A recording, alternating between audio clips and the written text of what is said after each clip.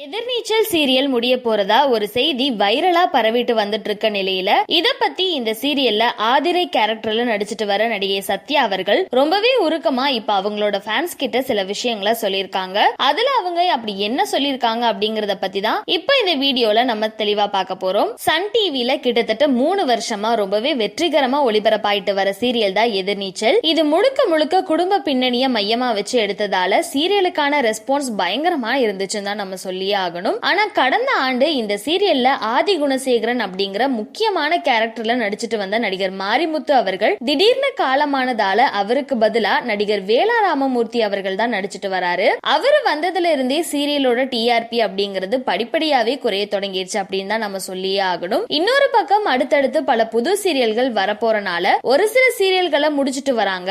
அதுல இப்போ இந்த எதிர்நீச்சல் சீரியலும் முடிய போறது ஒரு அதிர்ச்சியான தகவலா இப்போ வெளியாகி இருக்கு. ஆனா இது உண்மையா இல்ல பொய்யா அப்படின்னு தெரியாம ரசிகர்கள் ரொம்பவே குழம்பி போயிருக்க நிலையில இந்த சீரியல்ல ஒன் ஆஃப் த ஹீரோயினா நடிச்சிட்டு வர நடிகை சத்யா அவர்கள் அவங்களோட இன்ஸ்டால அக்செப்ட் தட் திங்ஸ் எண்ட் அப்படிங்கிற ஒரு போஸ்டர் ஷேர் பண்ணிருக்காங்க.